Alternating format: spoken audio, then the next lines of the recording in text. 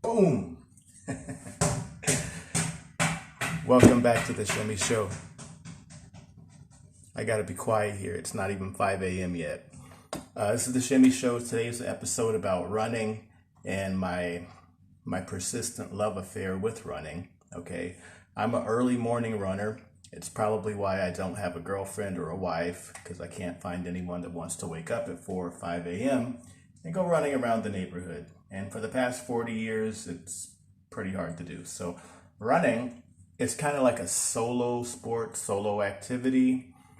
I found people with Aspergers, mild form of autism that I have, they enjoy solo sports. Like, they enjoy competition. People like myself like swimming, running, archery, anything that doesn't really involve a team. You know what I'm saying? Like, I really enjoy competing, but I don't like being on a particular team or being dependent on 4 or 5 other motherfuckers to catch a ball or something like that or whatever, right? I'm not exactly training for another 5K, 10K, 10-mile race, but I do enjoy just the art and act of running. So this is my show. I don't think I've ever done a show about running, actually, but it is one thing that's a big part of my life, and I'm just keeping it real here. It's something that matters a lot to me. You know what I'm saying? It makes a difference to me. It's the first thing I do in the morning, right? Other than put on my clothes and whatever, I'm like, wake up, oh, gotta go running. I gotta go running. It makes me feel good. And it's part of my body's and my brain's like boot up process to like process thought and whatever. So I'm waiting for my fucking headphones here to charge on the USB thing. And it really is a little bit too dark at 4 or 5 a.m. I'm usually out of there at like maybe before 5:30 or something, or before 6 a.m. definitely, before it gets too hot. But you know, I don't want to get hit by another car. As a runner, I have been hit by cars before. I can tell you it doesn't actually hurt that much to get hit by a car. It's the after effect of when your ass falls on the pavement at 20, 30, 40 miles an hour and comes to a stop that actually hurts, the secondary impact. But the bumper actually smacking your kneecap or something doesn't really initially hurt that bad, at least not with the Corolla.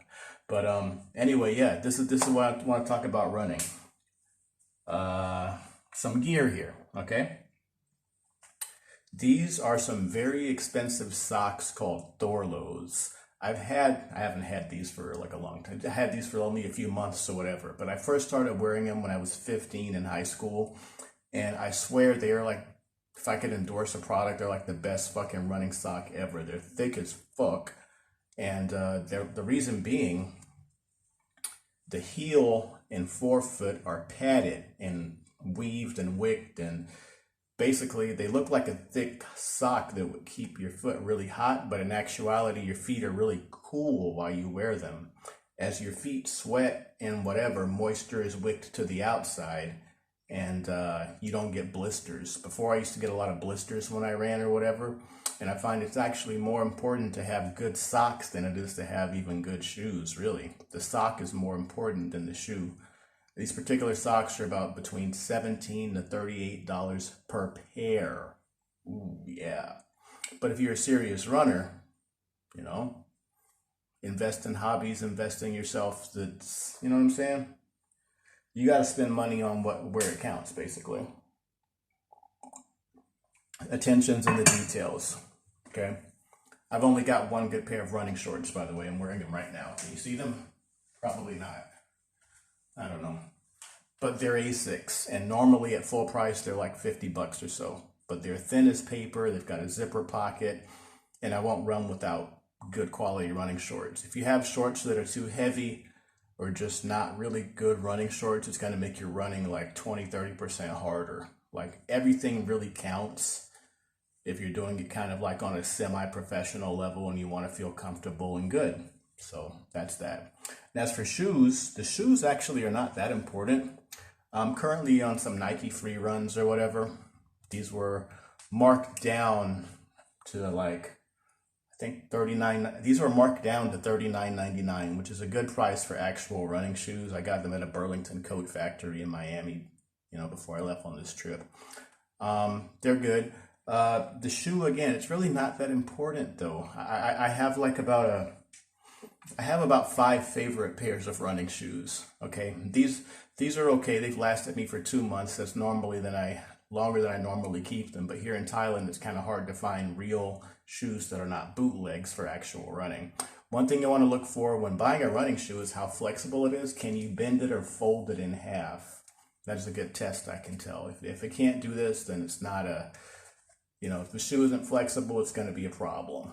Okay. The other thing too is I replace my shoes typically every 300 miles. Okay. That means for me, if I'm doing like a 10-mile average day, on average, that means a good shoe, a good quality running shoe, I should keep no more than 3 weeks to a month. Okay. Even before the tread on the bottom is gone, the foam in the midsole, as they call it, is like fucked after 300 miles, and your knees might have problems or whatever. When I was younger, I used to keep shoes for like a year because I'd be like, well, the bottom's not flat yet, but the tread don't really matter so much. It's the foam, the cushioning. This shit is what really protects and preserves your kneecaps. So it's cheaper to replace your shoes than it is to get knee surgeries, people. Yeah, but pretty happy with the Nike free runs. If money were no object, which it is, I would buy the Nike Fly Knits, and I could only find the bootlegs here in Asia. The original Fly Knits are they're like $175, and I can't really justify paying that for a shoe I'm going to keep for 3 weeks. So I try to keep my running shoe expenses below $50 per pair for real, genuine, good quality running shoes. Okay. Because for 3 weeks, whatever, right? Some of the more durable shoes I've had, I'm sweating so the AC's off here. Hold on a minute. It's hot in Thailand.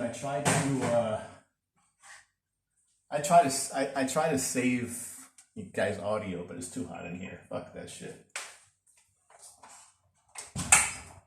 I'll be out of here soon anyway for the run.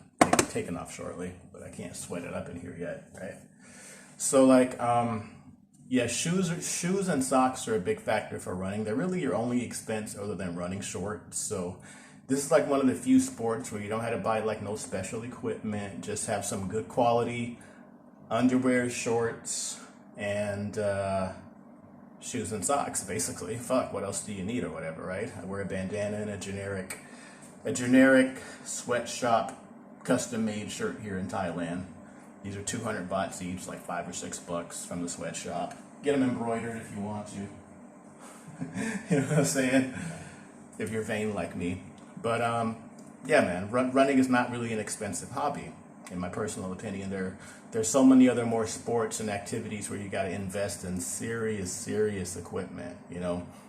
I looked into doing like triathlons and duathlons, and I find out the bikes are like $1,500 and shit for like low-end ones. Then you got to constantly pay $50 for what they call tune-ups on your bike.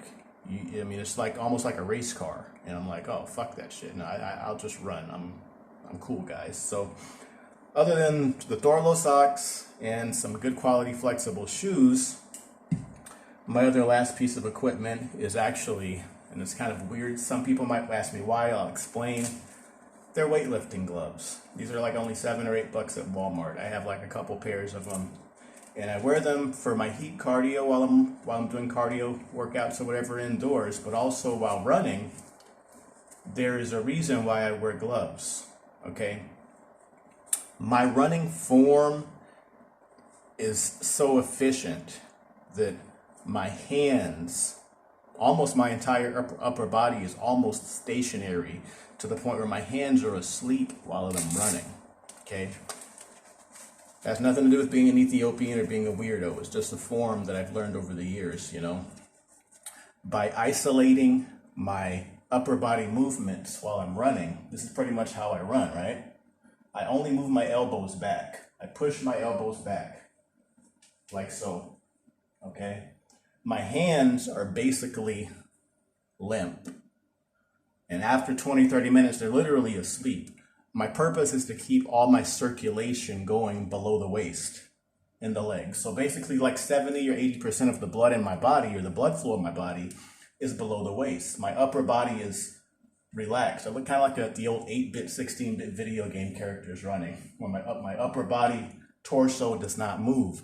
So therefore, I'm not wasting circulation. I'm not tiring myself out. If you're trying to run, you know, most people, they can only run to the end of the block because they're running like this, like Super Mario, boxing God, as I call it. You're wasting energy, nigga. You're wasting energy. That's why I pass you guys in all the races.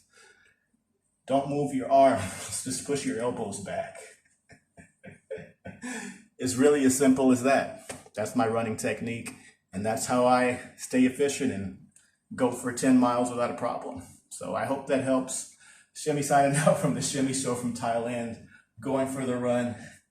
Goodbye. That's my secret. Later.